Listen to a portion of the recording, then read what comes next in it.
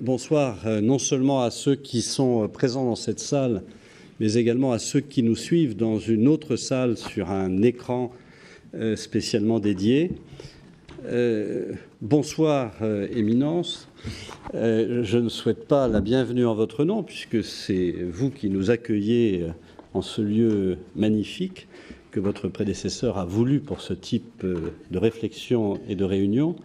Mais il m'appartient, en substitution de Jean-Yves Le Borgne, le vice-bâtonnier, qui devait être là ce soir, mais qu'un impératif de sa charge a retenu au dernier moment, il m'appartient de vous dire en deux mots la joie du barreau de Paris de reprendre un cycle droit, liberté et foi. C'est le 13e cycle de cette nature, puisqu'il a été créé il y a maintenant des années, en 1992, à l'initiative des bâtonniers Adair et Flécheux, et du cardinal Lustiger, bien entendu. Il a été créé ce cercle, ce lieu de réflexion commune sur ce que peuvent se dire des chrétiens, des catholiques et des avocats, ce que le droit et les sciences morales ont à voir et ce que notre expérience quotidienne, en tous les cas d'avocat, nous apprend comme nécessaire de réflexion. On avait eu, il y a des années de cela, une surprise lorsqu'un sondage avait été fait sur la profession d'avocat. C'était du temps du bâtonnier Dannet. C'était pas n'importe quel sondage d'opinion, c'était une enquête sur la composition du barreau de Paris, où les sondeurs ont passé plusieurs heures avec chacun des interviewés. Et parmi les questions, il y avait « Êtes-vous croyant ou pratiquant d'une religion ?» Et les sondeurs nous ont dit, enfin l'Institut de recherche nous a dit qu'il était tout à fait surpris parce que si la plupart des avocats du barreau de Paris étaient comparables à la population de cadres moyens et supérieurs à revenus équivalents de la région parisienne pour ce qui est de la plupart de leurs options personnelles, il y avait un sujet sur lequel ils surprenaient, c'est qu'ils se déclaraient majoritairement croyants ou pratiquants d'une religion, ce qui n'était déjà plus le cas à l'époque du bâtonnier Dannet, des cadres moyens ou supérieurs. Et on peut se demander pourquoi. Eh bien, je crois que notre profession nous interpelle suffisamment de problèmes éthiques et moraux pour que nous ressentions le besoin de réfléchir, d'avoir une transcendance en perspective. Je crois que c'est tout l'intérêt de ces soirées que nous devons, et je dois les remercier, j'en aurai terminé car j'avais promis d'être extrêmement bref, que nous devons à vous, monsieur le cardinal, et à ceux qui vous entourent, toute l'équipe dont Thierry Massis me disait combien elle était efficace. On la doit aussi à Thierry Massis, à tout seigneur, tout honneur, car sans sa détermination, il est possible qu'on n'aurait pas pu reprendre ces cycles avec une telle régularité. On le doit également à l'école de formation du barreau, et je salue Gérard Nicolaï et notre ami Xavier Delcros également, qui était tout à l'heure présent. Bref, toutes ces bonnes volontés nous permettent aujourd'hui d'être réunis pour parler de ce sujet passionnant, l'homme corps et âme. Je note simplement, car j'ai promis de ne pas parler du sujet, qu'on est perdu corps et biens et on se donne corps et âme. C'est peut-être une première indication du langage populaire, mais le sujet et le cycle des conférences, c'est Thierry Massis qui va nous le présenter avant, bien entendu, Monsieur le cardinal.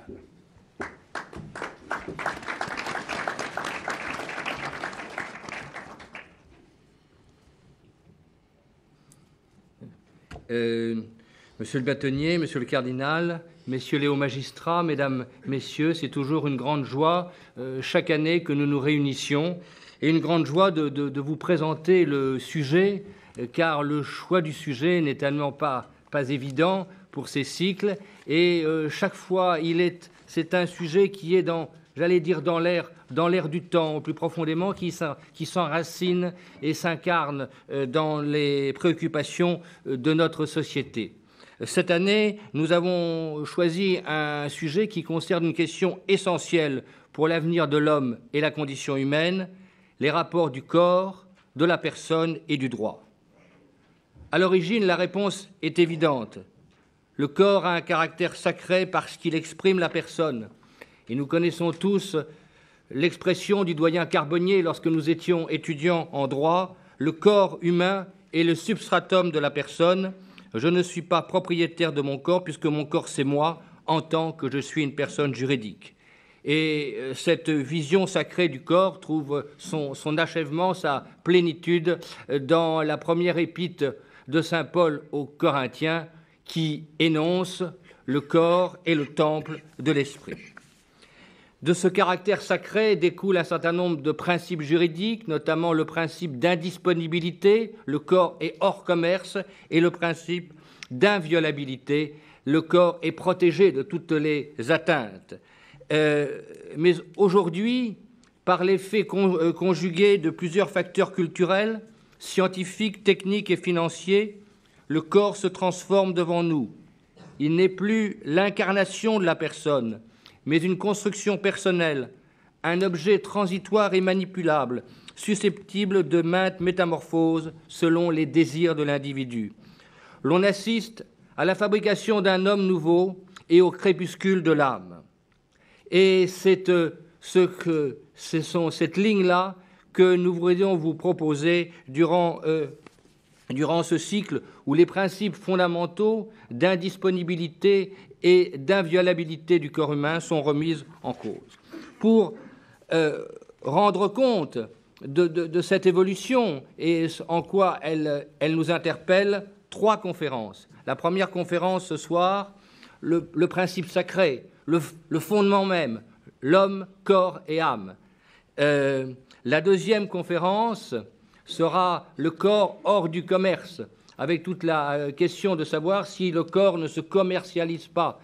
Et ça sera avec Marie-Thérèse Hermange, que je salue, et le professeur Adorno, qui viendra nous parler des rapports éthiques, des rapports de l'éthique et de la procréation assistée pour autrui. La troisième conférence, qui se tiendra au barreau de Paris, sera le corps et son image. Corps et son image à travers le droit, comment le droit saisit le corps, comment le droit saisit l'image du corps, et aussi sur toute la partie médicale, comment le visage, comment peut-on transformer le visage et à quel moment il y a lieu de le transformer ou non. Ce sera tout le débat de la chirurgie esthétique avec le professeur de Vauchel. Et donc, voici donc cette ligne des conférences. Ce soir, en ce qui comprend notre première soirée, c'est le cardinal André XXIII qui introduira notre réflexion, puis M. Dominique Folcha qui évoquera la place du corps dans l'anthropologie judéo-chrétienne. Enfin, Dominique de Courcelles évoquera l'art métaphoral du corps et âme. Les conférenciers, je vous les présente très rapidement, mais vous les connaissez. Dominique Folcha est des professeurs de philosophie morale et politique à l'Université de Paris-Est et directeur de l'Institut Hannah Arendt. Le professeur Folcha y a beaucoup réfléchi sur toutes les questions d'éthique et d'anthropologie. Ses préoccupations principales se situent en métaphysique, anthropologie et éthique. Dominique de Courcelles est directrice de recettes au Centre national de recherche scientifique. Elle enseigne à l'École polytechnique en histoire comparée des religions. Elle est directrice du programme Collège international de philosophie. Elle a rédigé un certain nombre d'ouvrages pour une approche multiculturelle du management, ça c'est ça. Enjeux philosophiques, et c'est ça qui nous intéresse plus particulièrement ce soir, enjeux philosophiques de la mystique, Thérèse d'Avila, femme d'écriture et de pouvoir. Voilà les conférenciers présentés et j'ai l'honneur de donner la parole à Monsieur le cardinal. Merci. Donc c'est un redoutable exercice que d'introduire le thème qui a été choisi pour cette série de conférences. Je voudrais le faire en vous proposant quelques réflexions sur le corps, marquées, me semble-t-il, dans notre situation présente par un certain nombre de paradoxes dont je ne retiendrai que 2 indicateurs. Le premier indicateur serait une réflexion sur la place du corps dans notre culture, où nous assistons simultanément à une sorte d'idolâtrie du corps humain, soit à travers son exhibition picturale, dont nous sommes les spectateurs obligés quotidiennement à travers nos déplacements et les regards que nous pouvons porter sur les panneaux publicitaires ou sur les premières pages de magazines ou sur d'autres signaux.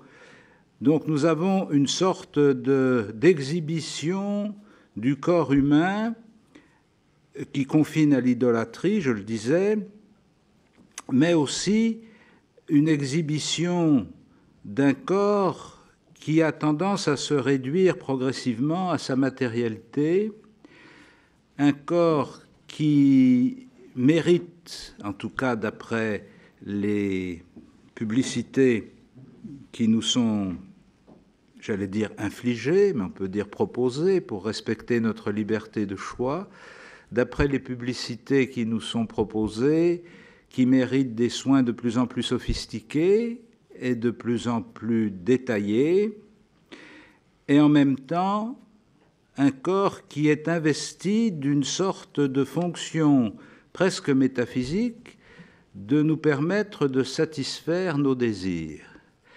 Et comme nous sommes dans une culture qui est essentiellement basée sur la satisfaction du désir, cette fonction du corps prend une place considérable. Et en même temps, ce corps exhibé et idolâtré est ravalé d'une certaine façon et asservi à une économie de moyens dans une recherche scientifique et technologique qui accentue la tentation de dissocier un donné biologique et sa dimension instrumentale et biomécanique de la dimension plénière de la personne. Finalement, nous l'entendons dire souvent comme un objectif vers lequel on essaye de cheminer et de progresser. Il s'agit non pas de soigner des corps, mais de soigner des personnes. Mais il se trouve que l'investissement principal du travail qui est accompli se réalise en fait sur le corps et traite principalement le corps, et que la personne a toujours, d'une certaine façon, le sentiment d'être banalisée derrière la transformation du corps comme objet de soin, comme objet de recherche ou comme instrument dont peut-être, mais il faudrait vérifier jusqu'à quel point, une certaine écologie et un certain souci du développement durable pourraient seulement produire quelques freins ou quelques motifs de réflexion. On ne peut pas tout faire avec la nature, c'est du moins ce que nous avons découvert et ce que nous essayons d'approfondir, mais peut-on tout faire avec le corps qui est dans la nature ? C'est ce qui ne me semble pas toujours très clair à comprendre. Faudra-t-il développer un concept de précaution, mais qui ne soit pas simplement un concept de précaution médicale, mais un concept de précaution personnelle pour respecter dans le corps ce qui n'est pas simplement un objet, un instrument, mais qui est un élément fondamental d'un écosystème au cœur duquel nous sommes invités à reconnaître qu'il y a plus que la biologie ou que la biomécanique, qu'il y a plus qu'un sujet de désir, qu'il y a plus qu'une image idolâtre, qu'il y a quelque chose qui renvoie à un invisible que Maître Massis évoquait tout à l'heure derrière le titre de personne. Le deuxième paradoxe sur lequel je voudrais attirer votre attention, c'est celui qui traverse la tradition et la culture chrétienne, puisqu'elle est porteuse en même temps, et quelquefois cette simultanéité n'est pas perçue ou du moins est mal comprise, elle est porteuse en même temps, nous le savons, d'une certaine méfiance à l'égard de la chair, comme étant dans l'homme le siège d'un support de désir irrationnel, et donc, d'une certaine façon, d'une aliénation de la liberté. Et en même temps, cette méfiance à l'égard de la chair s'est alimentée, nourrie de certains courants philosophiques, spiritualistes, hérités plus ou moins des traditions grecques, et plus ou moins retraduits dans le dogmatisme catholique. Donc nous avons un courant dont tout le monde s'accorde à reconnaître qu'il est assez massivement négatif. Et en même temps, la tradition judéo-chrétienne a sécrété des anticorps particuliers qui surgissent simultanément et qui ont empêché la tradition judéo-chrétienne de sombrer dans un dualisme qui dissocie le corps de l'esprit et de l'âme, mais qui, au contraire, les perçoit dans une vision unifiée. J'en retiendrai deux indicateurs suffisamment généraux pour qu'ils évoquent quelque chose, même pour ceux qui n'ont pas un arrière-fond théologique très sophistiqué. Le premier de ces anticorps, c'est la foi en la création, qui dévoile dans l'élément visible et sensible de la réalité naturelle et donc de la réalité humaine du corps, une valeur théologale. Nous sommes dans le domaine où le vivant, ce que nous expérimentons comme la vie humaine ou comme la vie en général, est perçu comme le reflet et le fruit d'une vie invisible dont nous ne sommes que les échos et les porteurs. C'est dire que dans cette perspective, on ne peut pas considérer que le corps soit dissocié de façon radicale de l'aventure spirituelle et de la maîtrise de notre liberté. Et le deuxième indicateur, qui est encore plus fort, si je puis dire, c'est évidemment la foi en l'incarnation dans la personne de Jésus de Nazareth, à partir de laquelle le corps humain prend une dimension et d'une certaine façon une mission nouvelle, qui est de manifester la réalité de Dieu dans le tissu de l'expérience humaine. Ces deux anticorps, la foi en la création et la foi en l'incarnation, ont prémuni et doivent prémunir encore davantage si c'est nécessaire les chrétiens de céder de quelque façon aussi bien à une conception purement organiciste de la corporéité humaine qu'à une conception purement spiritualiste de la liberté de l'homme, indépendamment de son incarnation dans la chair.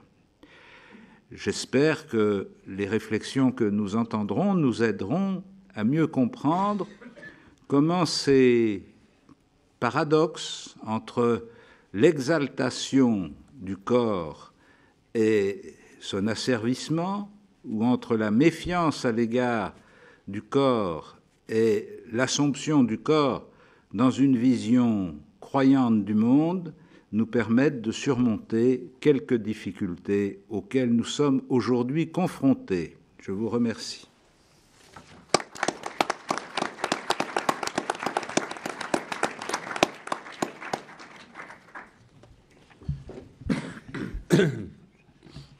Monsieur le cardinal doit nous quitter, je crois. Non, vous restez avec nous. Ah non, non, non. Alors non, c'est un bonheur. C'est un bonheur de savoir que vous restez parmi nous. Pour une fois, j'ai une chance de m'instruire. Non, je suis confus. J'avais mal compris et je suis ravi de savoir que vous ne nous quittez pas tout de suite. Et je cède volontiers la parole à Monsieur Dominique Folscheid, qui est donc professeur de philosophie. Merci beaucoup, Monsieur le Président, Éminence, Monsieur le bâtonnier, Mesdames, Messieurs. J'ai une tâche redoutable qui ressemble à un TGV philosophique consistant à vous faire avaler en 20-25 minutes toute l'histoire du corps à l'intérieur et à l'extérieur du christianisme.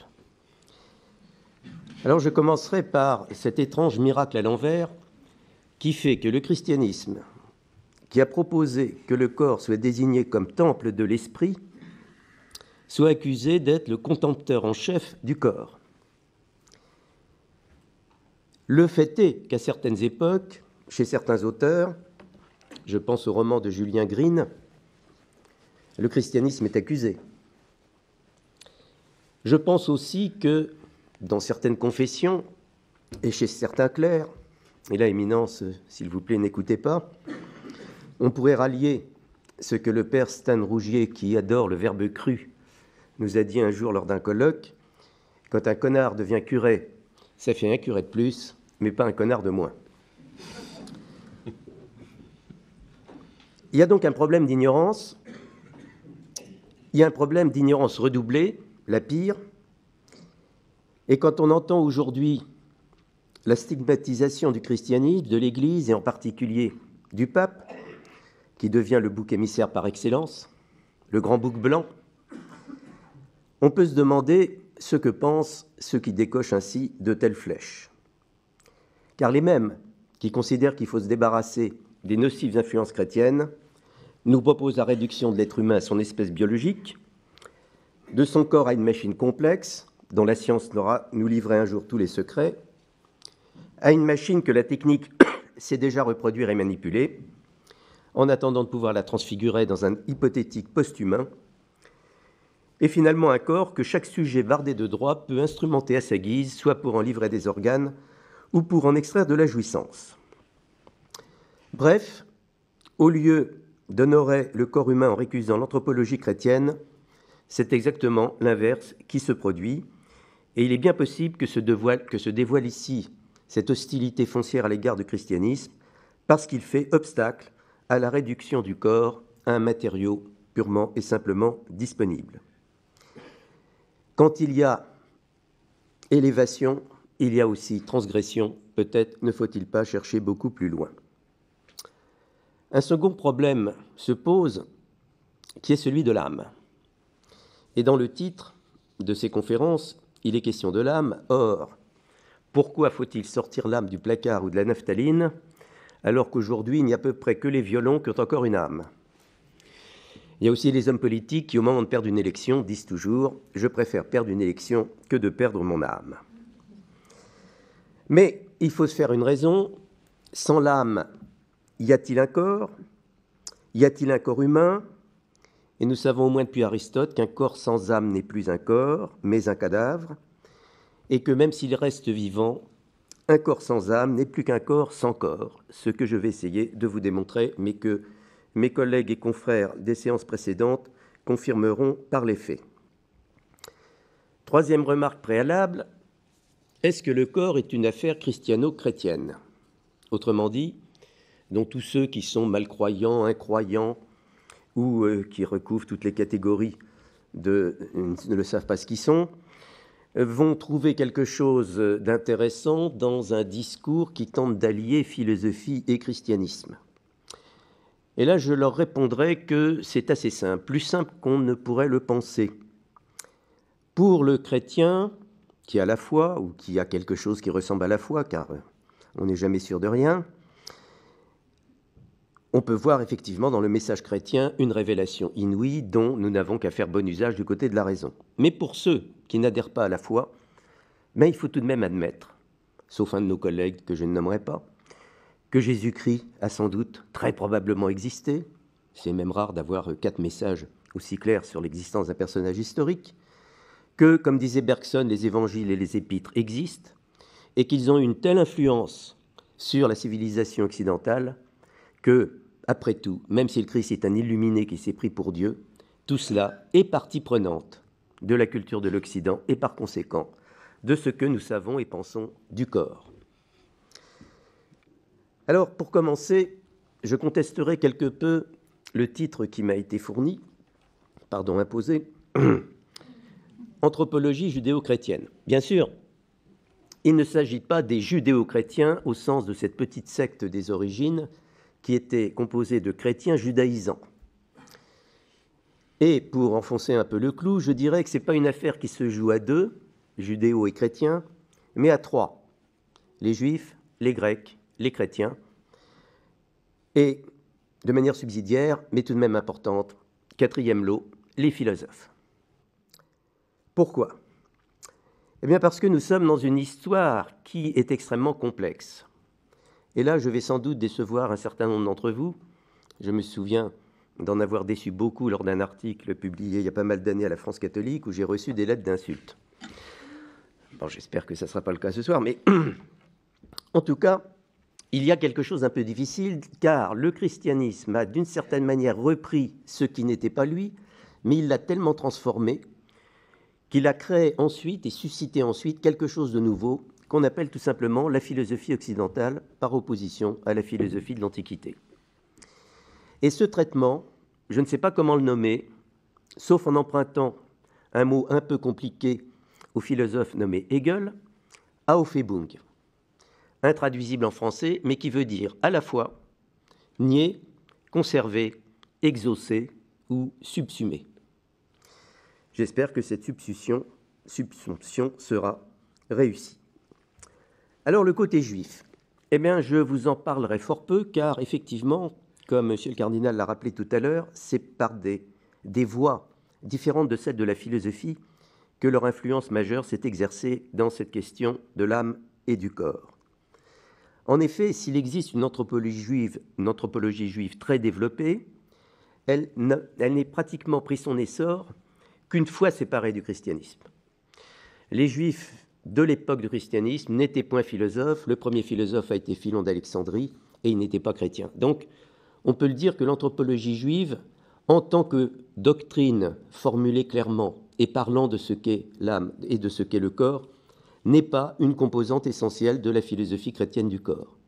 Et pourtant, il y a des soubassements juifs, car le christianisme est né du judaïsme, qui sont extrêmement importants et qui vont venir interférer avec un second élément, qui est le plus important, et qui tient à quelque chose que l'on pourrait, à tort, considérer comme un simple accident d'histoire, mais qui, à mon avis, n'en est pas un du tout. C'est le fait que les textes chrétiens sont rédigés en grec. On pourrait dire que c'est un hasard, de même qu'aujourd'hui, si le Christ ne venait qu'aujourd'hui, il parlerait peut-être en anglais, ou du moins il parlerait français, mais il faudrait traduire ou en anglais ou en globish pour être compris. Il se trouve que ça a été dit en grec. Et quand on parle grec, on utilise des mots qui ne sont jamais de simples valises vides, de simples réceptacles. Ce sont des catégories qui ont déjà été utilisées et qui portent un sens, qui portent une orientation. L'amalgame, comme on dit, n'a pas été très facile. Et les exégètes se disputent encore, c'est leur métier, se disputent encore aujourd'hui pour savoir à quoi correspondent encore un certain nombre de ces termes, dont celui de chair, celui de souffle et ainsi de suite, mais j'y reviendrai pour lui. Mais un deuxième facteur est extrêmement important.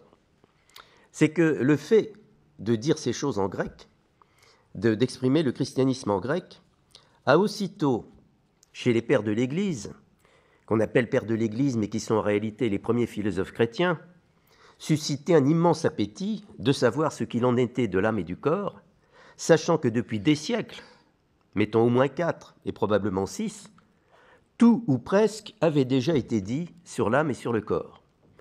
Et quand on regarde de près ce qui s'est dit, on voit soit des doctrines en bonne et due forme qui sont toujours valides aujourd'hui, moyennant les rectifications que le christianisme leur a fait subir, soit des doctrines que nous récusons mais qui sont toujours valides également. J'en citerai une, l'idée que l'âme n'est que l'harmonie du corps, ce qui en termes contemporains peut se traduire comme suit, ce qu'on appelle âme est simplement une mauvaise manière de désigner ce qui est un effet d'émergence provenant d'une machine complexe.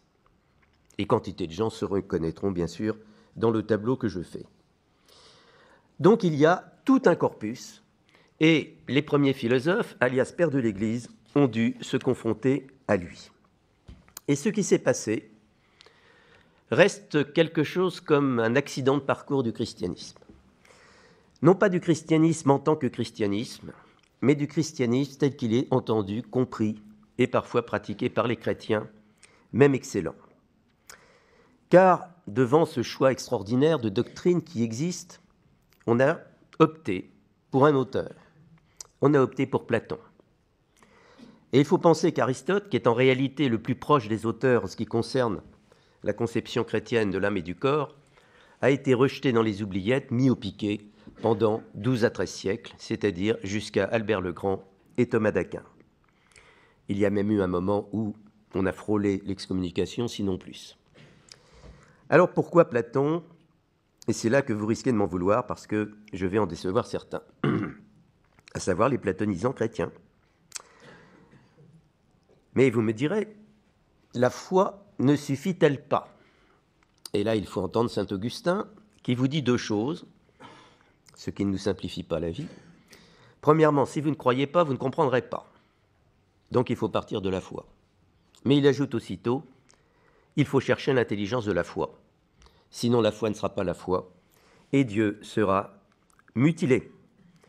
La conjonction de la foi et de la rationalité est la marque de fabrique du christianisme. Notre pape Benoît XVI l'a rappelé en ces murs même, quand il est venu à Paris. Et c'est quelque chose qui, effectivement, aujourd'hui, nous intéresse, nous, mais fait problème à d'aucuns. Je n'insisterai pas davantage. D'un autre côté, il faut quand même reconnaître qu'il y a eu quelques bisbilles au début. Voyant que les philosophes de l'Antiquité avaient sérieusement dérapé, car ils étaient devenus des chefs de secte.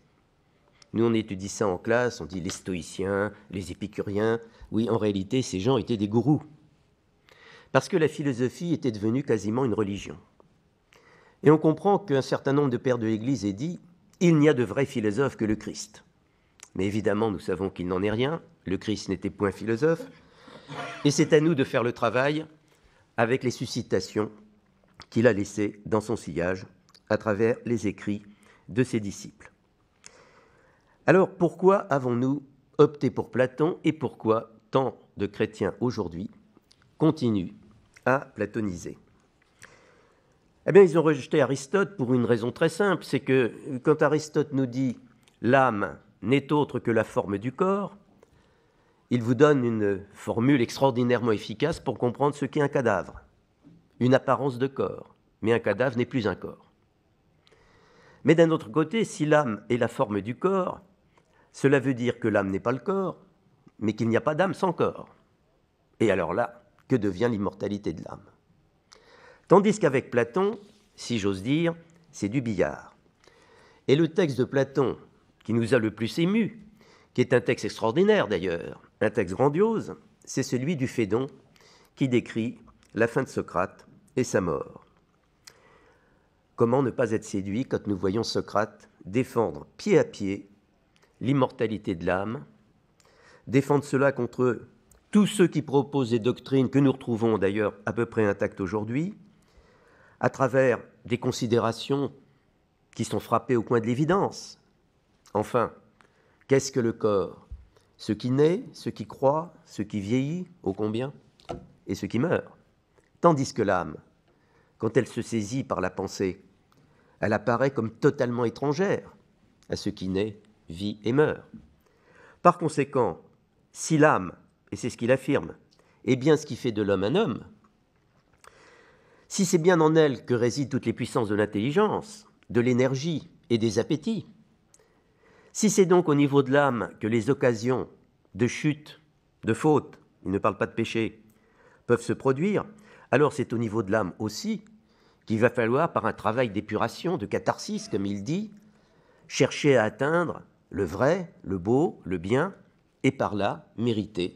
Il ne dit pas salut, mais en grec ça se dit aussi salut, et par là, mériter de ressembler à Dieu, autant qu'il est possible.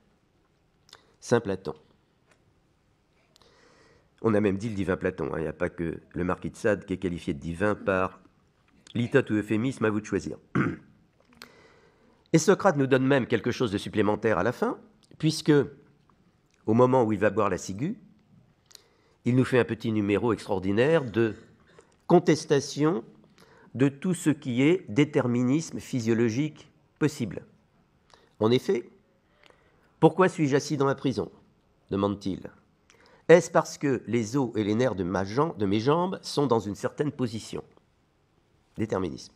Eh bien non, c'est parce que j'ai jugé meilleur d'accepter la sanction même injuste de la cité plutôt que de m'évader. Et donc on voit que le choix du meilleur est ce qui est la réfutation pratique de tout déterminisme imaginable. Vous pouvez donc avoir les gènes d'un assassin si vous ne tuez personne, parce que c'est moins bien que de ne pas le tuer. Vous recopiez la leçon de Socrate. Très bien, mais est-ce que ce Platon est le bon ? Est-ce que nous n'avons pas christianisé indûment Platon en tordant le sens d'un certain nombre de termes grecs ? Car quand on revient aux termes grecs et aux autres discours de Platon, on revient de loin. Alors, il est vrai que dans les termes grecs, la tentation est forte de donner au corps un statut inférieur. Le corps se dit soma, et soma ressemble comme deux gouttes d'eau au mot séma, qui signifie le tombeau. Donc le jeu de mots corps-tombeau, corps-prison, est effectivement quelque chose qui sonne bien à une oreille grecque. Soma désigne aussi accessoirement l'esclave. Et l'idée que le corps est notre esclave indocile est quelque chose qui nous convient également. Mais quand on s'aperçoit que dès le Phédon, Platon nous dit que l'incarnation est une chute et une sanction, alors là, nous commençons à nous poser des questions. Lorsqu'il nous dit que de cette prison, il faut s'évader, on se rend bien compte qu'on est sur une filière qui s'appelle la voie de sagesse et pas du tout ce que nous entendons par salut. Si Platon nous dit qu'on a besoin d'un médiateur pour parvenir au vrai, au bien, ce médiateur est Socrate, qui en est le prototype, mais Socrate n'est qu'un accoucheur des esprits. Il n'y a pas besoin de sauveur dans le système platonicien, c'est une mince élite de sages qui, en s'épurant, va larguer les amarres, c'est-à-dire se débarrasser une fois pour toutes du corps, d'où la formule fameuse que tous les scolaires connaissent. Qu'est-ce que la philosophie ? Philosopher, c'est apprendre à mourir. Mais mourir dès ici-bas, mourir à son corps, mourir à ses passions, etc. Qu'est-ce qui serait la logique même du platonisme ? Eh bien, ma foi, puisque l'homme est composé d'un corps périssable, assujetti aux lois de la nature, et d'une âme impérissable, qui n'est pas née, qui ne se corrompt pas et qui ne meurt pas, il ne faut plus parler d'immortalité. Il faut parler d'éternité de l'âme et d'indifférence de l'âme au corps. Par conséquent, la seule issue logique serait plutôt la transmigration des âmes, de façon à pouvoir occuper un corps dans la mesure de ses moyens. En christianisant indûment Platon, je crois malheureusement qu'on a embourbé le christianisme d'un certain nombre de chrétiens et d'auteurs dans une déchristianisation du christianisme. Et si l'atmosphère qui en résulte est finalement une sorte de rejet du corps, il ne faut pas s'en étonner. Le corps est une substance de nature inférieure, l'âme est de nature supérieure et étrangère. C'est surtout ça qui compte, étrangère au corps. Alors si vous me dites maintenant, rallions Aristote, qu'est-ce que va devenir l'immortalité ? Il n'y a plus de christianisme non plus. Bon. Alors, faisons un petit détour, parce que le judaïsme travaille par-dessous. Et je suis heureux de ne pas être hérétique, puisque je vais dire la même chose que monsieur le cardinal. La première notion importante qui intervient ici est celle de création. C'est la création, l'idée de création qui ruine le contexte dans lequel s'est épanoui le platonisme. Pourquoi ? Eh bien parce que, avec la création, c'est la fin du cosmos antique, qui est une unité globale, harmonique, cosmos veut dire à la fois monde et ordre, à l'intérieur duquel vous avez toute une série de correspondances, vous avez un sommet constitué par les astres, et les astres, pour les Grecs, ce sont les corps des dieux. Les dieux sont visibles, Aristote le croit aussi d'ailleurs. Les dieux sont visibles, ils ont un corps, et ce sont les astres. Et nos corps, nous explique Platon dans d'autres textes que celui que j'ai cité, nos corps vont être équipés de petites âmes mortelles qui vont servir, comme dans tout animisme, car au fond Platon est animiste, à faire fonctionner ce que nous attribuons à des fonctions naturelles. Notre foie, notre rate, notre cœur, tout cela va être agité par des petits esprits. Et c'est pour ça que la vie des païens ou des animistes actuels est une vie un peu infernale, parce que ce ne sont pas des forces naturelles qui meuvent les éléments de la nature, ce sont des divinités, des grandes, des petites, et il faut toujours leur vouer un culte pour que l'ordre du monde reste quelque part un ordre. Et quand on ne voue pas un culte à ces divinités, on rencontre des accidents de parcours dans son existence, c'est bien connu. Avec l'idée de création, c'est tout à fait différent. Il y a un clivage qui s'établit entre Dieu et la création. Et c'est l'originalité des Juifs qui les a rendus tellement étonnants et incompréhensibles aux yeux des autres peuples dès l'Antiquité. Ce qu'on appelle, nous, la nature, n'est plus divine. Et c'est l'origine du développement des sciences de la nature. On a remplacé le rite par la connaissance, on a remplacé le rite par la technique. Moyennant quoi, si Dieu n'est plus dans la nature, ce qui va en choquer également certains, parce que nous projetons sur la nature notre esprit et nous y reconnaissons quelque chose comme la patte divine. Mais la patte divine, elle n'est pas dans la nature. Et Hegel, que je citais tout à l'heure, nous dit quelque chose de très beau. Il dit « Dieu a laissé aller la nature, indépendance de la nature ». Et c'est comme ça que nous allons nous retrouver avec des éléments qui vont appartenir à la nature. Dans notre corps, il y a effectivement les mêmes éléments qu'il y a dans la paramécie, qu'il y a dans n'importe quel autre organisme. Et quand on nous serine que, par conséquent, nous sommes réductibles à l'élémentaire, aux particules élémentaires, comme dit l'autre, eh bien, ma foi, on a raison, mais on a tort de dire que nous ne sommes que cela. Encore faut-il démontrer que nous ne sommes pas que cela, ce que je vais essayer de faire devant vous. Deuxième inconvénient, quand on parle de création, c'est qu'on se retrouve devant le texte de la Genèse, qui donne, comme vous le savez, lieu à tant de polémiques, et on voit un texte ici qui est très intéressant. Dieu a créé les animaux chacun selon leur espèce, alors qu'il ne dit pas cela de l'homme, il dit à son image et à sa ressemblance, et il ajoute homme et femme, il l'a créé. Ah. Dieu se coupe de la nature n'est pas divine, et en quelque sorte, il a abandonné l'homme d'une certaine manière aux forces de la nature. C'est pour ça qu'il n'y a pas forcément de contradiction entre l'évolutionnisme et le reste. Il ne faut pas chercher midi à 14h sur ce point. On est donc très loin déjà du duo âme-corps. Parce que dire que l'humanité est sexuée, dire que l'homme et la femme sont deux semblables et qui ne se différencient que par le sexe, c'est, comme l'a très bien dit Marie Balmary, introduire une différence considérable au sein même de l'idée de création. Dieu a créé les animaux, mais au fond, il n'a pas créé l'homme. Il a donné à l'homme les moyens de poursuivre la création par la relation avec autrui. Et le premier autrui que rencontre Adam, c'est la femme. Et de l'alliance de l'homme et de la femme, qui sont deux corps, il n'y aura qu'une seule chair. Et on voit apparaître ici un clivage entre corps et chair.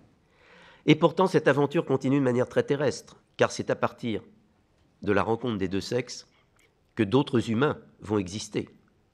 Et là, on dit quelque chose qu'on a l'habitude de dire et qui est très juste.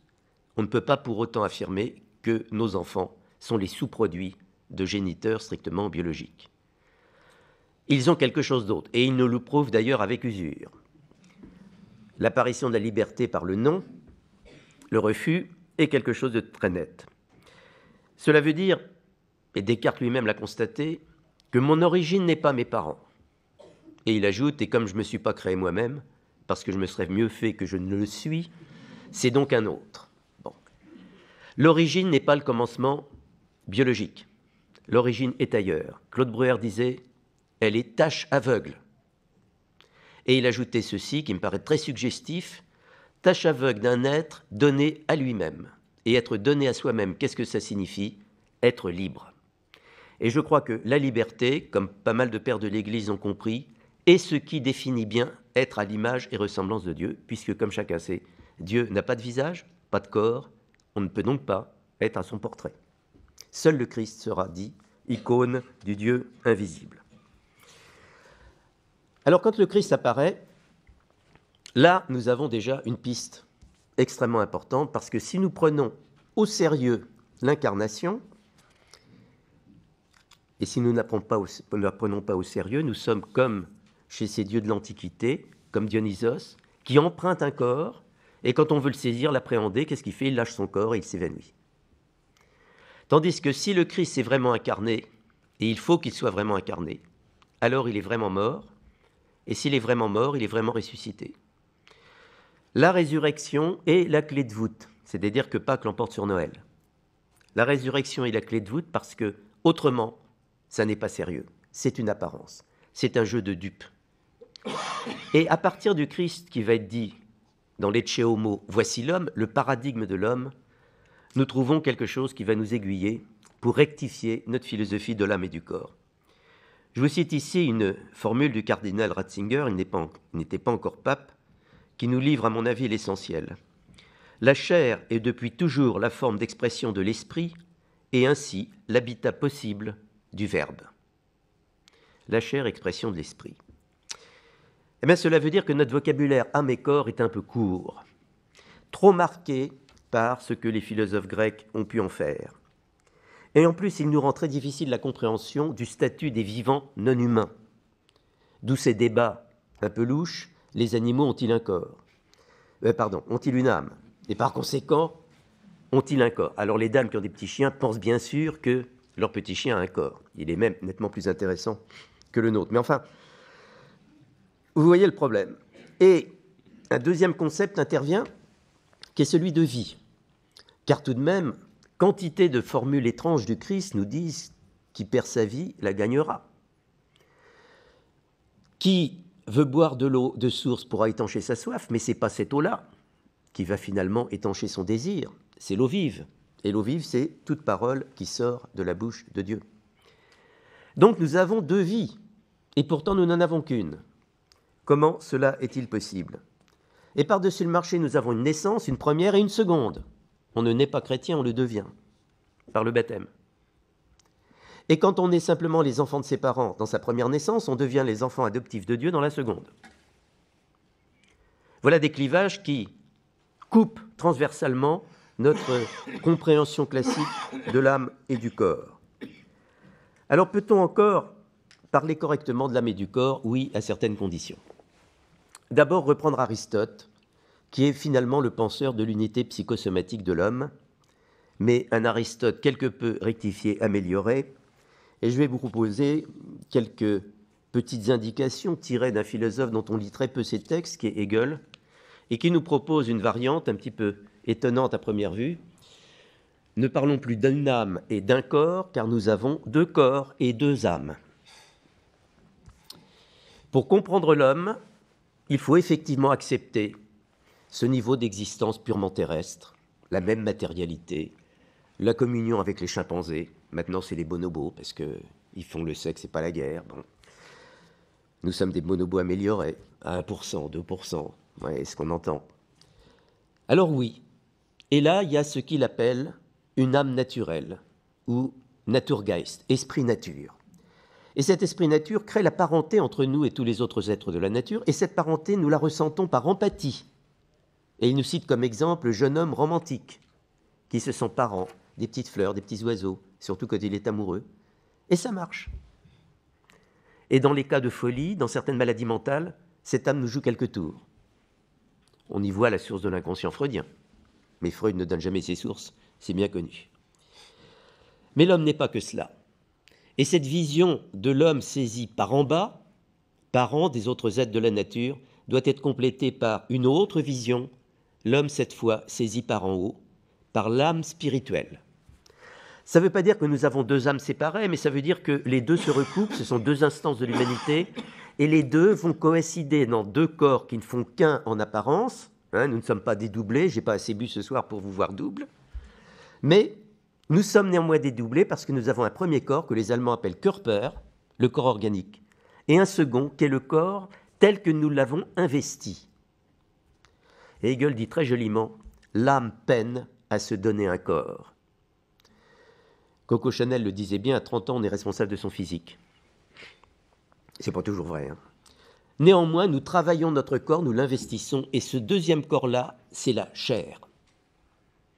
Et là, je crois, pour terminer, qu'on peut commencer à comprendre un peu mieux ce que saint Paul, toujours si mal compris, parce qu'il a l'air de délaisser la chair d'un côté, de la stigmatiser, puis de l'autre de l'encenser. Mais il vaut mieux l'encenser pour commencer, parce que le Christ s'est fait chair. Le Verbe s'est fait chair. Donc on ne peut pas mépriser la chair, ce n'est pas possible. Mais c'est comprendre l'âme et le corps d'une autre façon, c'est-à-dire transversalement. Puisque l'homme est maintenant réunifié, qu'il y a un combat, une sorte de combat de tension qui fait que nous nous humanisons au cours de notre existence, il est clair que c'est la puissance de l'esprit, et là on retrouve à nouveau les Juifs, qui vont nous ressusciter et nous redonner une autre chair. On ne va pas avoir dans la résurrection, d'un côté une âme éternelle qui va papillonner dans les coins, et puis un corps dont on sait trop que faire. D'ailleurs, Emmanuel Kant, un grand auteur, nous disait « J'ai pas passé ma vie à me débarrasser de mon corps pour le retrouver au paradis. » Bon, sans doute qu'il ne s'aimait pas dans la glace. Mais vous avez là un véritable problème. Alors la chair, ça va être quoi? L'homme entier, non pas dans sa partie cœur-peur, mais dans sa partie corps propre, corps investi. Et à ce moment-là, l'homme, qui est avant tout liberté, va être placé devant la puissance des contraires qu'est la liberté. Je peux m'orienter dans un sens ou dans un autre. Et quand l'homme entier va s'engager dans le mauvais sens, alors oui, on dira la chair, c'est celle de l'homme de chair par opposition à l'homme spirituel. Et quand au contraire l'homme de chair va s'engager à cause de l'esprit dans la bonne voie, alors là oui, il sera dit homme spirituel. Et je crois que c'est par là qu'on peut mieux comprendre la chose. Alors si vous voulez bien, gardons-nous un petit recoin pour l'âme, avec une petite bougie pour la conserver en titre de veilleuse, mais pensons que notre âme nature n'est pas tout à fait de même nature que notre âme spirituelle, et je crois que nous nous entendrons mieux avec notre propre corps. Merci beaucoup.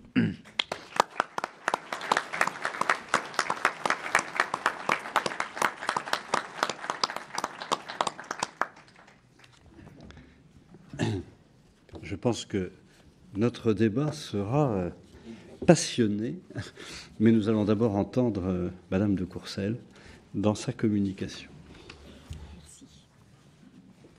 D'abord, merci à vous-même, Monsieur le Cardinal, et merci, Monsieur le Bâtonnier, pour votre invitation. Merci, Maître Massis.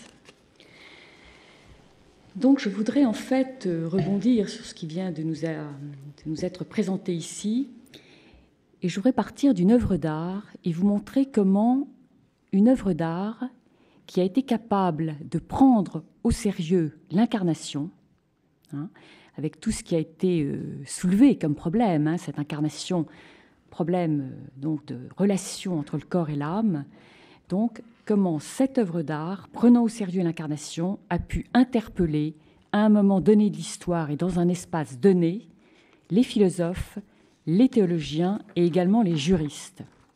Donc, si vous voulez, comment est-ce qu'on a pu, quelles sont les implications des réflexions qui nous ont été présentées donc précédemment. Donc, nous avons bien vu que la tradition occidentale, oui, voici l'œuvre d'art en question. La tradition occidentale, et plus spécialement la tradition chrétienne, donc, a toujours affirmé le lien entre le corps et la personne. Et, je dirais, grâce à ce concept d'image, le corps participant à la dignité de l'image de Dieu. Là, je vous renvoie aux paroles de l'apôtre Paul, et en particulier dans la première épître aux Corinthiens. Les conciles canoniques, tout au long de l'histoire de l'Église, les conciles canoniques ont réfléchi sur cette unité de l'âme et du corps. Et en particulier, un qui m'intéresse ici, affirme que l'unité de l'âme et du corps est si profonde que l'on peut considérer l'âme comme la forme du corps. Où étaient allés chercher cette expression les canonistes du XIVe siècle? Bon.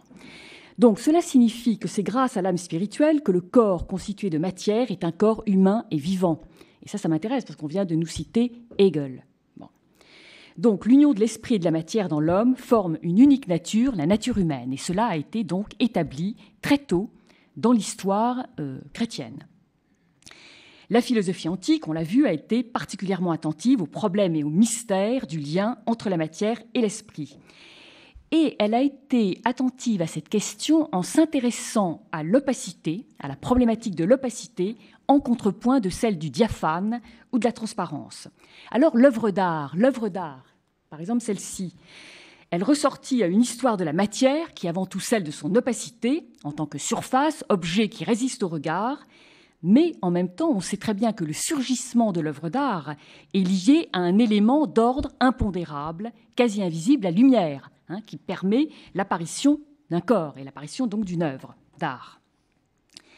Platon considère la matière comme apparence, reflet, et cette apparence, nous dit-il, peut conduire du sensible à l'intelligible. Bon. Donc moi je souhaite ici montrer, par cet exemple que vous voyez ici, comment, face à une situation qui était très nouvelle, cette œuvre date de 1539, face à de grands mouvements, de grands changements historiques, face au péril d'ensevelissement véritable des consciences, une œuvre d'art chrétienne, parmi d'autres, a su répondre de façon exemplaire à cette problématique première de la matière et de l'esprit.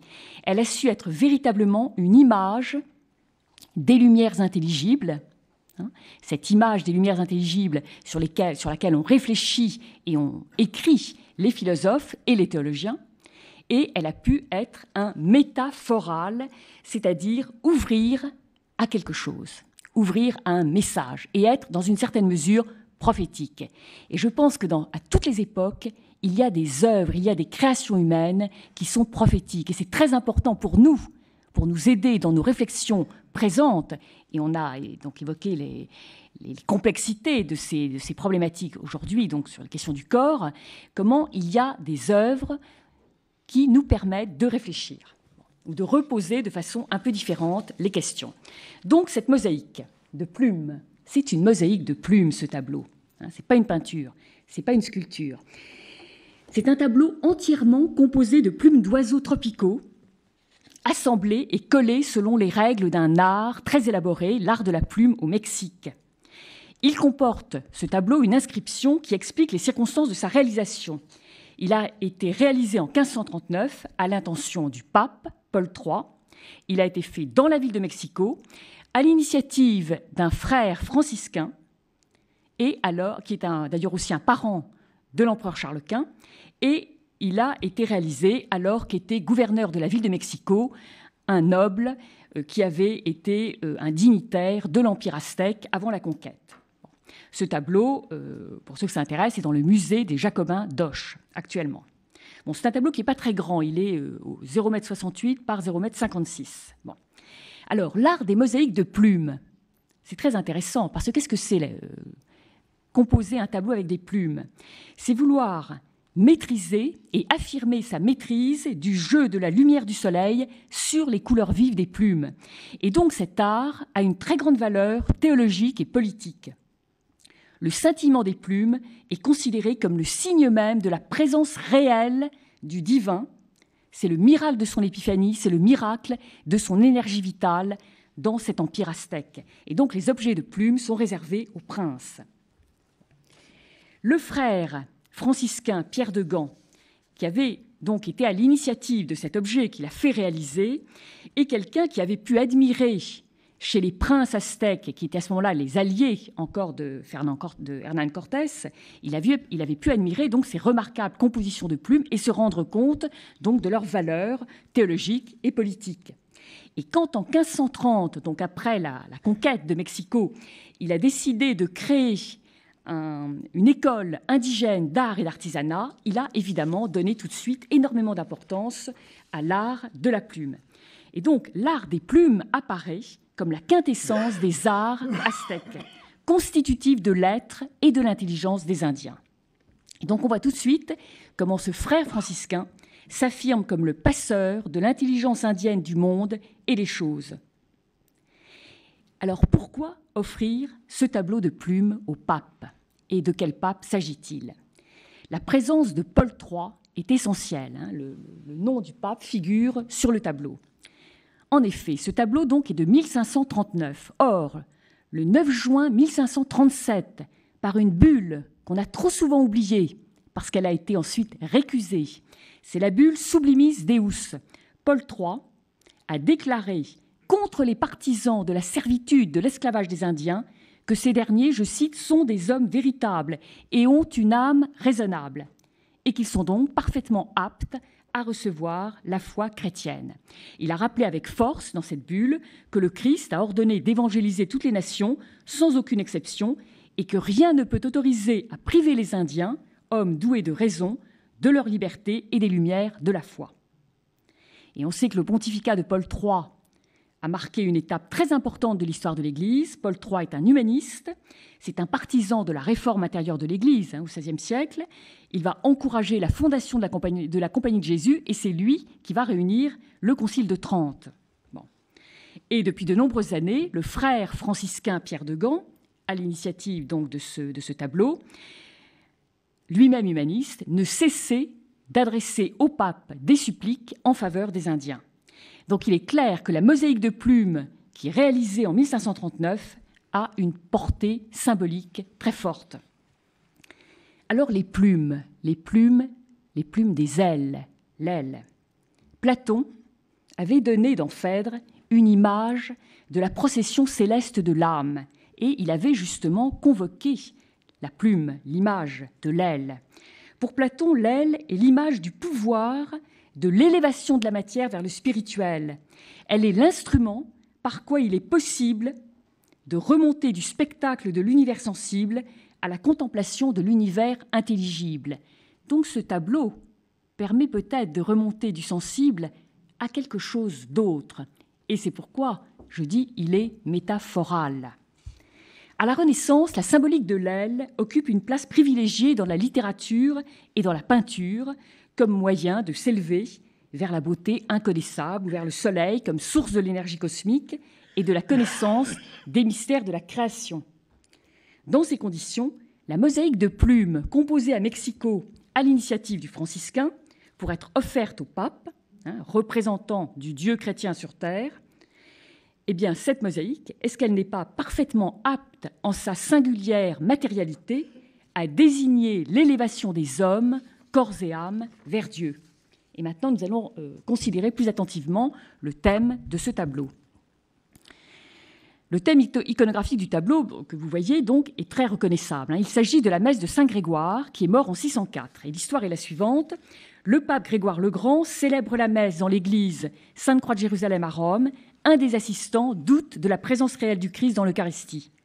Et au moment de la consécration, le saint entre, donc Saint Grégoire entre en extase, et le Christ, homme de douleur, apparaît alors à toute l'assistance, environné des instruments de sa passion, vous le voyez, et versant le sang de son côté transpercé dans le calice liturgique.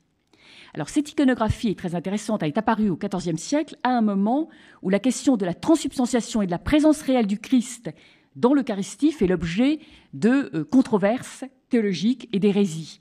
Bon. Et cette représentation, donc, donne une présentation du mystère de la mort et de la résurrection du Christ, et elle est liée à la dévotion à l'Eucharistie. Alors, on voit bien au centre de la composition l'autel de la célébration eucharistique. Il est comme une marche élevée du tombeau ouvert du Christ. Donc on voit bien comment c'est le tombeau avec le corps souffrant du Christ, de passion. Vous voyez qu'ici, la tête du Christ est auréolée d'or. Ce tombeau avec le corps souffrant est le lieu même de la consécration eucharistique et de l'extase du pape. Et le monument dans son ensemble apparaît comme un point culminant, vous voyez, d'un monticule rocheux et herbeux, où se trouve le pape, Saint Grégoire, et ses deux assistants agenouillés, le tout sur un fond de bleu intense. Alors le bleu, dans la symbolique aztèque, exprime la profondeur de la création en tant que profondeur d'un brasier où tout se régénère. Donc on voit comment cette représentation est totalement différente des messes de Saint Grégoire qui existent dans la chrétienté. Parce que les messes de Saint Grégoire traditionnelles, elles ont toujours pour cadre l'intérieur d'une église avec une assistance très nombreuse. Tandis qu'ici, il pourrait bien s'agir du sommet d'une pyramide. Et l'on se rappellera qu'avant la conquête, les Indiens avaient l'habitude d'assister du bas des pyramides aux cérémonies qui se déroulaient en leur sommet, en plein ciel. Et donc les pyramides signifiaient le lien visible entre les dieux et les hommes. Elles donnaient donc les conditions de possibilité d'une procession spirituelle, d'une communication des puissances, d'énergie et de vie par les brasiers déployés en plein ciel, puisque vous savez que c'était au sommet des pyramides qu'avaient lieu les sacrifices des hommes, donc aux dieux. Alors après la conquête, bien sûr, les missionnaires qui avaient compris qu'on ne pouvait pas enfermer les Indiens dans des cultes avaient l'habitude de construire des chapelles ouvertes.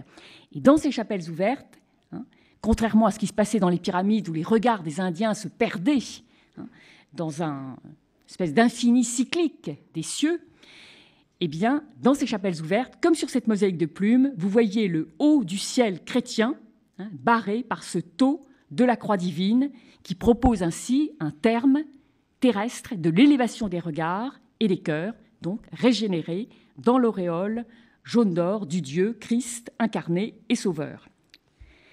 Alors il est remarquable que les trois officiants, le pape et ses deux assistants, leur corps ressemble beaucoup au corps des personnages aztèques, des codices aztèques. Dans les manuscrits aztèques de l'époque, les aztèques sont représentés exactement de cette façon. Ils ont les mêmes formes de nez, de visage. Alors bon, on peut, vous voyez, pour les détails, des mentons, des nez, des yeux, etc., les visages de profil, tout cela bordé de noir. C'est très typique du traitement des corps et des visages dans les livres aztèques. Ici, le corps du pape, vous voyez, les deux assistants sont de profil, le corps du pape, lui, il est montré vraiment de dos, de sorte qu'on voit très bien la croix de sa chasuble qui se dessine en contrepoint de la croix en tau qui est derrière le Christ. Bon.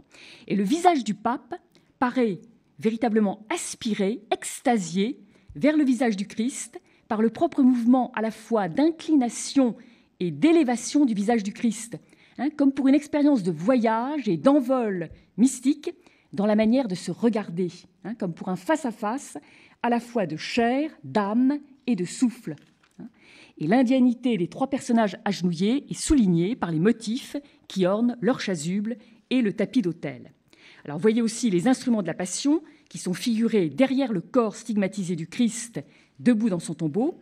Et on voit là aussi, avec leur forme stylisée bordée de noir, ils ne sont pas sans évoquer ce qu'on appelle les glyphes, c'est-à-dire ces petites vignettes des manuscrits aztèques qui transcrivent des mots, des verbes, des noms de lieux et de personnes. Et vous voyez, par exemple, ces instruments signifient très bien Jardin des Oliviers, prix de la trahison, Judas, le grand prêtre, le procès, fouetter, battre, crucifixion, transpercer le côté, etc. Ça, voilà pour le pape et les deux assistants. En contrepoint du pape et de ses deux assistants, vous voyez le Christ et les deux personnages en buste qui l'entourent, Judas et ce qu'on appelle la tête de dérision, c'est-à-dire l'un des bourreaux du Christ. Eh bien, ces trois personnages, ils paraissent très hispaniques, avec leur visage triangulaire et leurs barbes en pointe. Et on sait que certains conquistadors ont pu servir, par exemple, de modèle pour Judas, tel Pizarro, sur un tableau de la cathédrale de Cusco au Pérou. Bon. Le visage du Christ exprime ici, avec beaucoup de réalisme, une infinie tristesse. Son corps est pâle et blanc, comme un corps d'Espagnol, ou également comme un vêtement d'aspirant au baptême.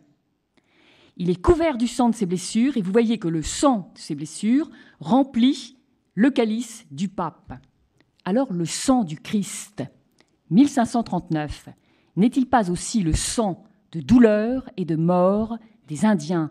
N'est-ce pas le sang des Indiens qui remplit ici le calice du pape Grégoire? Là, je voudrais vous citer un texte, celui du dominicain Bartolomé de las Casas, 1531, un texte qui est parfaitement connu en 1539, qui est connu dans toute l'Espagne, qui est connu dans le Nouveau Monde. Bartolomé de las Casas écrit « Déjà parviennent au ciel les hurlements de tant de sang humain répandu, la terre ne peut plus supporter d'être autant arrosée du sang des hommes. » Fin de citation. Dans chaque Indien, opprimé, baptisé ou non, Las Casas reconnaît l'image du Christ crucifié. Et par exemple, une année où il repartait pour l'Espagne, pour l'Europe, afin de défendre les droits des Indiens devant la justice de Charles Quint, il déclare, je cite, « Je laisse dans les Indes Jésus-Christ notre Dieu frappé, bafoué, piétiné, crucifié, non pas une fois mais des milliers de fois, autant que cela est possible de la part des Espagnols qui désolent et détruisent ces peuples. » Fin de citation. Et alors, quand on regarde ce tableau de plumes, on se rend compte que c'est bien dans le Christ de Passion que les Indiens détruits, comme toute personne détruite, trouvent leur refiguration, trouvent leur propre visage reconstitué en milliers de Christ. Et ça, c'est aussi une interprétation de Las Casas. Et on voit bien comment la vie seule peut donner la vie, cette vie du Christ ressuscité. Mais c'est une vie divine, auréolée, qui a gardé les stigmates de la mort. Alors, autre chose que vous pouvez remarquer comme détail, à gauche du Christ, enfin à gauche plutôt, vous voyez 3 ananas, hein, à gauche du Christ sur le tableau. 3 ananas, c'est la grande découverte botanique qui enchanta les hommes de la Renaissance par saveur, par le parfum de ce fruit, qui est le symbole ici des 3 personnes de la Trinité. Il est évidemment très intéressant de voir que c'est ce fruit du Nouveau Monde qui désigne ici le mystère trinitaire. Et la présence toute indienne des ananas confirme que le Christ est bien ici, je cite à nouveau Las Casas, « Jésus-Christ, notre Dieu, frappé, bafoué, piétiné, crucifié ». L'ananas est par excellence un visible qui cache et révèle l'invisible. C'est un véritable fruit mystique. Hein. Donc il est alors tout à fait logique que, représentant de Dieu fait homme sur terre, image du Christ, image de Dieu, le pape Grégoire, représenté agenouillé en extase sur la mosaïque de plumes, ne puisse qu'avoir le corps des Indiens des manuscrits aztèques. Et là, je voudrais citer encore la bulle Sublimis Deus du pape Paul III. Voilà ce qu'il écrit. « L'homme a été créé pour entrer dans le bien suprême, inaccessible et invisible, comme l'atteste la Sainte Écriture. Les Indiens sont des hommes, ils doivent être invités à la vie spirituelle. » Et donc Paul III, comme le pape Grégoire représenté sur cette mosaïque, qui est le Pontifex Maximalis, selon l'inscription que vous voyez, n'est-il pas celui qui jette un pont, l'arche d'un pont pour une nouvelle alliance, d'une rive à l'autre de la mer Océane? Et alors il est intéressant de bien savoir que la bulle Sublimis Deus ne fut jamais acceptée par la monarchie espagnole ni par l'Église d'Espagne. Et c'est peut-être pour cette raison, de même qu'on a oublié cette bulle, la mosaïque de plumes offerte au pape a disparu pendant des siècles. Et le tableau n'a été redécouvert qu'en 1985, lors d'une vente aux enchères à Paris. Parce qu'en effet, et voilà ce que cette œuvre d'art nous dit, et dit d'un point de vue théologique et philosophique, que révèle la mosaïque de plumes? Eh bien, elle montre un pape, aux traits indiens, entouré de 2 assistants eux-mêmes à l'indianité marquée, agenouillés en extase devant un Christ de douleur, hispanique, mais dont le propre sang est celui d'hommes martyrisés par d'autres. Et donc, si la plus haute instance de la chrétienté, indianisée, s'incline devant le sang indien versé par un Dieu fait homme et mort comme un homme, n'est-ce pas le rappel et l'affirmation que les Indiens ont une âme vouée au salut? Donc tous les êtres se tiennent nécessairement entre eux, corps et âme. Ils se complètent à la mesure de la puissance d'altérité qui les étend au-delà d'eux-mêmes. Chacun d'eux est indispensable à tous.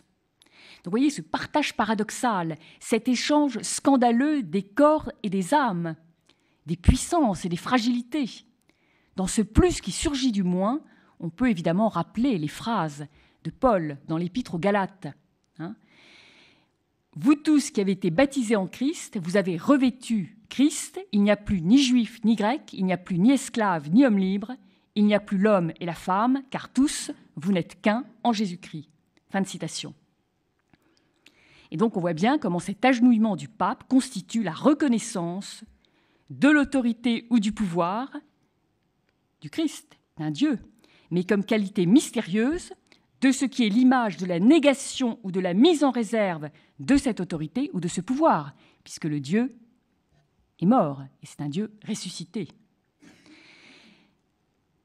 Sur la mosaïque de plumes, donc l'extase du pape, elle consiste à reconnaître le corps pâle et sanglant du Christ, mis à mort et réellement présent, comme le bien suprême, inaccessible. Et dans la première épître aux Corinthiens, Paul a affirmé « Nous proclamons, nous, un Christ crucifié, scandale pour les Juifs, folie pour les païens. Ce qui est folie de Dieu est plus sage que les hommes, et ce qui est faiblesse de Dieu est plus fort que les hommes. » Alors évidemment, il est très intéressant de voir que cette folie de la révélation chrétienne, cet échange ou ce mélange des corps et des âmes d'un ancien monde au nouveau monde, eh bien, cette folie, ce sont les plumes scintillantes des oiseaux tropicaux, miracle de l'énergie des dieux indiens, qui portent sur la mosaïque la procession et la dynamique vitale. Chaque corps ici représenté n'est ce qu'il est que parce qu'il n'est pas isolé dans son identité. Donc on voit ces échanges et ces passages des corps et des âmes. Les plumes scintillantes élèvent chaque corps représenté au-dessus de leur pesanteur vers une lumière qui les porte vers un ailleurs. Il est intéressant également, alors bon, je ne veux pas m'étendre là-dessus, vous voyez les trois couleurs majeures représentées, l'or, le bleu, le vert. Bon, ce sont les trois couleurs majeures des vêtements de l'empereur aztèque, mais vous voyez aussi que l'inscription qui court sur le bord du tableau, avec sa couleur jaune, la couleur, bon, qui est une couleur sacrée pour les Aztèques, c'est aussi la couleur des papes de Rome, hein, et c'est cette fameuse couleur sacrée par excellence dans le monde indo-européen.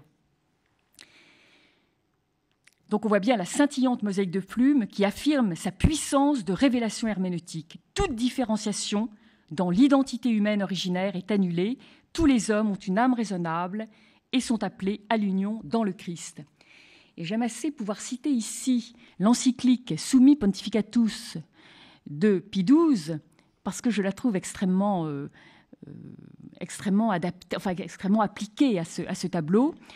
Pie XII écrit, enfin nous dit dans cette encyclique, « Merveilleuse vision qui nous fait contempler le genre humain dans l'unité de son origine en Dieu. » Et il développe la question de l'unité, unité de sa fin surnaturelle, Dieu même à qui tous doivent tendre, dans l'unité du rachat du genre humain opéré pour tous par le Christ. Fin de citation. Et donc on voit bien qu'il n'y a plus sur la mosaïque de plumes ni espagnol, ni indien, ni esclave, ni homme libre, mais un seul Christ, en face à face, accompli. Donc c'est un objet mystique, métaphoral, hein, cette mosaïque de plumes composée en 1539 à Mexico. Eh bien cet objet, pris au sérieux, hein, cette affirmation du corps mystique du Christ, ainsi désignée et signifiée par cet objet, si elle est prise au sérieux, eh bien elle a des conséquences immenses, et en particulier du point de vue du droit.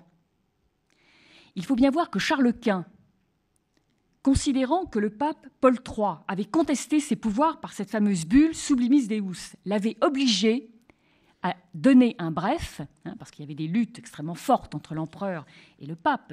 Bon.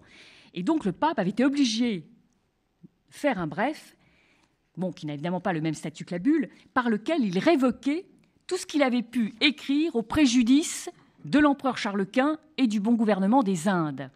Bon. Et c'est alors qu'à une autre personne, un autre personnage, le dominicain Francisco de Vitoria, juriste de l'université de Salamanque, lié aux milieux humanistes, profondément choqué par la brutalité de la conquête dans le Nouveau Monde, a osé courageusement soutenir la position de Paul III et remettre en question les conditions de la domination espagnole aux Indes. Donc c'est très intéressant de voir comment, bon, c'est un objet, une œuvre d'art, mais qui, si vous voulez, fait état d'une réflexion théologique et philosophique extrêmement forte. Hein. Les Indiens sont des hommes, ils sont donc hommes, corps et âme, et ensuite, les théologiens et les juristes vont s'emparer de vont prendre au sérieux cette affirmation pour en tirer des conséquences du point de vue du droit. Donc, en 1539, qui est l'année même de cette fameuse composition de mosaïque de plumes, et sans doute de son envoi à Rome, Francisco de Vitoria à Salamanque va prononcer des lectures sur les Indiens dont le retentissement est considérable.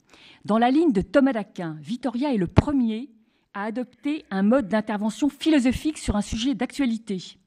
Et il affronte en tant que théologien et juriste la violence de l'événement présent. Il dit que la conquête des Indes s'est autorisée de la négation de peuples.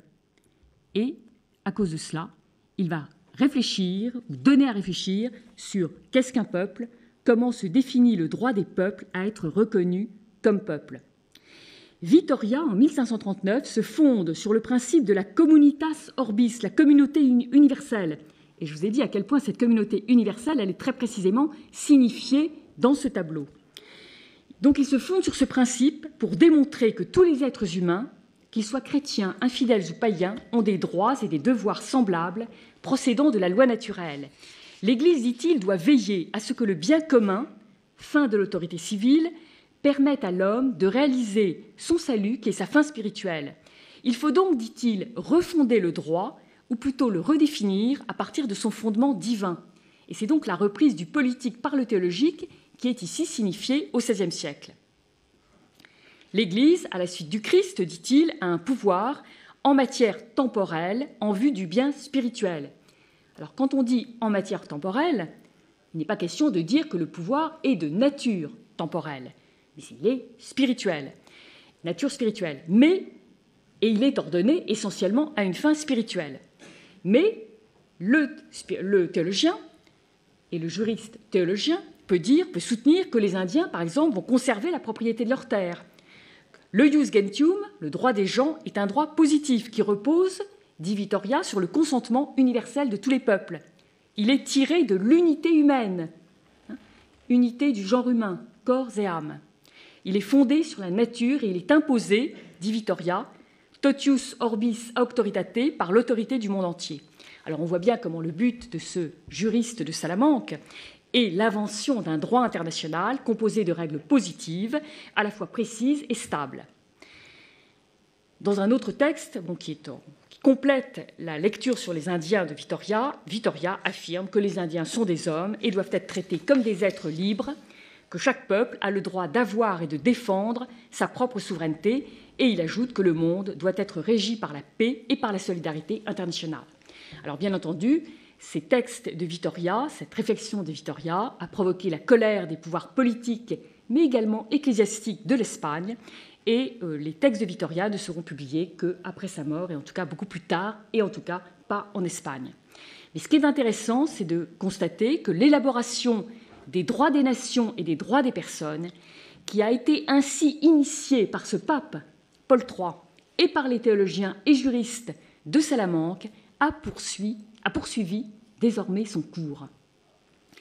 Et c'est ainsi, et ce sera ma conclusion, que cette mosaïque de plumes, ce petit tableau de plumes réalisé par l'art subtil des Indiens du Mexique pour le pape de Rome, même si ce tableau n'est jamais parvenu au pape, vient confirmer une bulle pontificale très importante. Les missionnaires du Nouveau Monde, et en particulier ici donc ce franciscain, a été capable d'être un passeur d'intelligence et un passeur de monde. Ces missionnaires ont été des humanistes audacieux, je parle donc du frère franciscain, mais également de Las Casas ou de Vittoria, des humanistes audacieux, initiateurs de droit et d'effective reconnaissance des plus faibles. Et cette mosaïque de plumes a démontré la capacité, la puissance juridique pour chaque être humain, en son corps et en son âme raisonnable, d'être à l'image et à la ressemblance du Christ, homme de chair mortelle et Dieu. Être à l'image et à la ressemblance de Dieu. Les hommes de l'Ancien Monde, les hommes du Nouveau Monde sont les hôtes sur ce tableau, du même scintillement lumineux. Ils vont se constituer ici dans la communauté du corps mystique du Christ. Et donc ce sont vraiment, par ce tableau, tous les hommes pour lesquels est signifiée la puissance de voir et le droit de voir, de contempler le Christ, image parfaite, en sa présence réelle. Et on voit bien comment, par-delà les espaces et les temps, cet objet, qui est une paraphrase lumineuse de la procession ailée des hommes dans le Christ par analogie de la procession du Verbe en Dieu, cet objet, que je pense pouvoir qualifier de métaphoral du corps et de l'âme, prouve que l'art, dans ce cas présent, est bien un supplément métaphysique de l'histoire à côté d'elle afin de la surmonter. Vous voyez comment cet objet nous donne à réfléchir sur justement cette unité du genre humain par le lien, l'articulation du corps et de l'âme. L'artiste, ici, a su solliciter le philosophe et le juriste, et il a su également convier tout chrétien, par-delà les espaces et les temps, à de nouvelles aventures spirituelles et à de nouveaux engagements en faveur de la dignité de l'homme, corps et âme. Et c'est ainsi, selon moi, que cette mosaïque de plumes, cette œuvre d'art chrétienne, parmi d'autres œuvres d'art, garde une valeur tout à fait actuelle et universelle pour la problématique qui nous intéresse ici. Je vous remercie.